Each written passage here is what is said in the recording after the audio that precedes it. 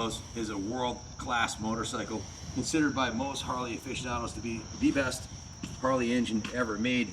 The shovel head, for a lot of different reasons, is the quintessential Harley Davidson before they started making stuff overseas and everything else. And it's really the end of an era, second to last year, of the kickstart. It does have electric start, of course. You can push the pinky button, but this is the real deal, man. It's American iron, 1340 cc's, a V-twin muscle, wrapped in a stunning concept that was originally penciled by Willie G himself, the grandson of the founder of Harley Davidson. Willie G Davidson actually designed this motorcycle. This is one of his masterpieces. This came from the Zonner collection. It's a Southern California belle. It's lived a blessed life. I have the video when this was in his, he had it in his freaking living room. The guy was a rock star. He had a big pool room, like half his house, a big walkout or ride out basement, in this case ride out.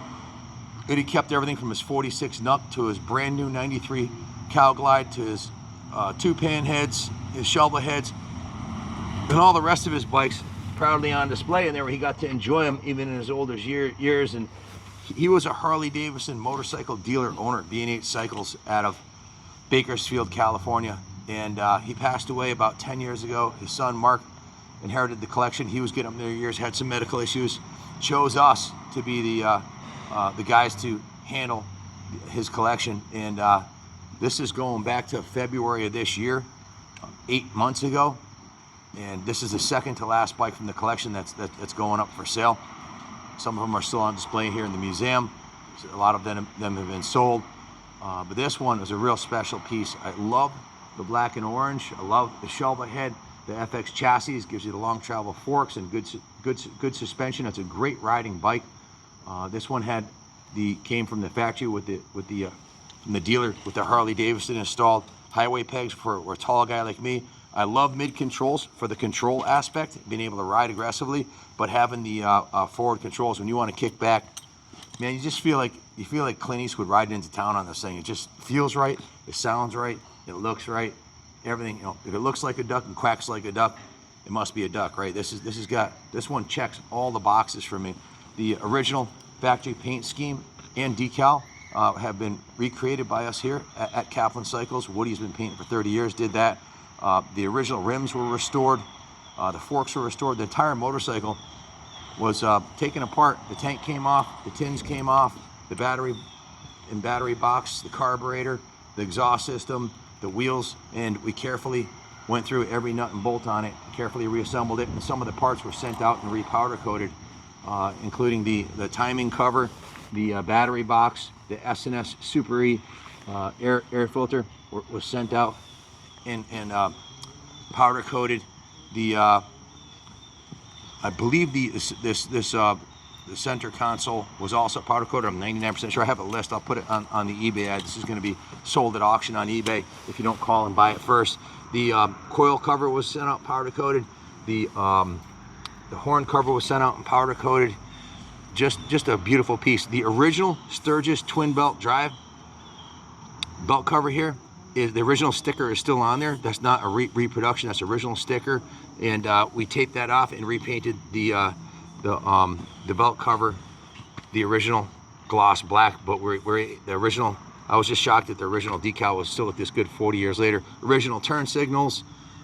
A beautiful paint job was laid down on that tank. These are the Fat Bob tanks. The center mounted gauges.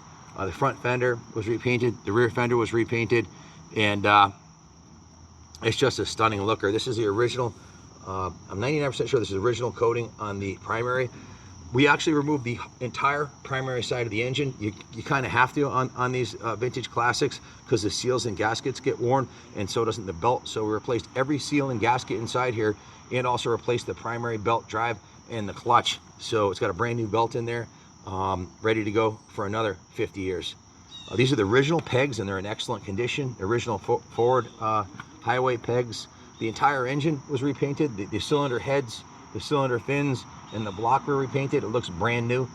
This engine is in perfect mechanical condition. The engine compression, the clutch, the transmission, everything on it runs, and it doesn't leak oil, which is remarkable for a shovel head. You can see it has a new coil and new plug wires and a new plug. And I'll read over the work order for you in a minute, but I'm just going by memory up to this point. This is the original Harley Davidson decal on the oil tank.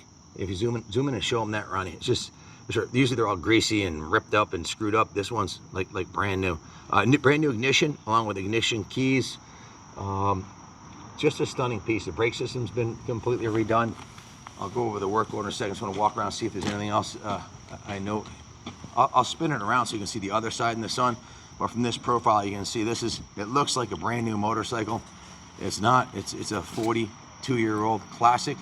And as I said, the end of an era. Tank engages in seat and everything. While the bike was dismantled, the inside of the fuel tank was bicarbonate sodium blasted and cleaned out like new. The carburetor was removed. The SNS carburetor was removed, fully cleaned and rebuilt it. Replaced the ignition key switch and the battery. Tuned the engine perfectly once the carb was reinstalled. Also, the handlebar bushings were replaced up here. They're rubber mounted. They get a little loose after 40 years, so brand new handlebar mounts with new handlebar bushings. Again, the entire primary side of the engine was removed and the components replaced. The engine main seal and transmission countershaft seals, along with installing a super nut, which is something an improvement on the original nuts called a super nut. Installed new stator and a regulator rectifier, replaced the starter jack shaft, removed the transmission cover, replaced the clutch push rod retaining clip, and installed that with the new gasket. Installed the new primary belt and reinstalled the main primary gear in the clutch assembly. Installed the primary cover with new gaskets and installed the shifter and lubed the shift mechanism. Replaced the handlebar risers with OEM style black ones with the new rubbers. Removed rear fender and all chrome components to send the powder coat. So replaced the rear fender after painting it in the tank and tins, reassembled the whole bike, and completed the bike, tuned it. Also replaced the front and rear tire. So that's a one-page work order there. At the detail shop, as I mentioned earlier, everything was sent out to be powder coated, all those components. And when the rear wheel was off, they repainted the swing arm, the belt guard, polished the brake stay. As you can see, it's polished beautifully. Polished all the chrome. Got to show them the bottom of the engine, guys. I don't know if you've been in the Harley market that long, but take a look at the bottom of this engine on the shovel head. In the bottom of this bike, it's freaking spotless. You can get up under there and show them what's up. Well, hang in there, guys. We'll try not to get you dizzy, but usually the bottom of Harley engines are covered with grease and oil, the antiques, and there's obvious oil dripping. This thing's tight as a tiger. Mr. Zahner owned a shop. Anything this bike needed was done. He had previously redone the top end. I don't believe there's over 1,000 miles on the piston and rings. If you look, you can see there's evidence he had the cylinders off, and when he rebuilt it and put it in his living room. So the base gaskets, head gaskets, pistons and rings were all re-ringed, re-honed, and put back together, and it runs freaking phenomenal. You can see the new braided stainless oil lines here. The original push rod tubes are in excellent condition. The intake gaskets are all new, and the carburetor's been completely rebuilt. So, and everything works exactly like it did when it left the factory. It also has a Harley Davidson OEM factory oil cooler, which is something highly recommended if you're going to events like Daytona or Laconia where you're sitting in traffic. These air-cooled B-twins can run hot. These 1340s have one of the reasons the engine builders that are really into classic Harleys like the shovel head the most is a lot of metal in the cylinder and the engine cases to dissipate heat. They're just very robust in their build quality. The machining work on some of them originally wasn't that good, so they leak oil, but once you rebuild them and machine all the surfaces, they're oil tight if it's done right. This one's done right. Mr. Zahner was a motorcycle guru who had a collection of 42 classics. Very successful business owner who kept his favorites, and this is one of them. One of my favorites from the Zahner collection. The paint shop, the detail shop, and the service department, we have 56 hours of shop labor at $150 an hour, plus parts. The total came to $9,500 on this, I'll call it a preservation service, more than a restoration. but it is anything that was done or needed to be done was done on it. So, and we shipped it from California, 800 bucks for shipping. So just service and shipping, we've got 10.3 plus the cost of the bike. Do the math. It's not going to be this is not your Craigslist. Just needs a carb clean turd. This was owned by a motorcycle aficionado, and the bike is well maintained since new, and it has low miles on it. So if you have any questions about it, give us a call, 860-454-7024. We can ship this anywhere in the world. White glove service right to your door. We also offer financing in-house through Freedom Road, and we do take trades. So I'm going to spin it around into the sunlight here so you can see the other side. You don't need to be a hero to kickstart it. You can use your pinky and just push the button. Piece of cake if you're getting older.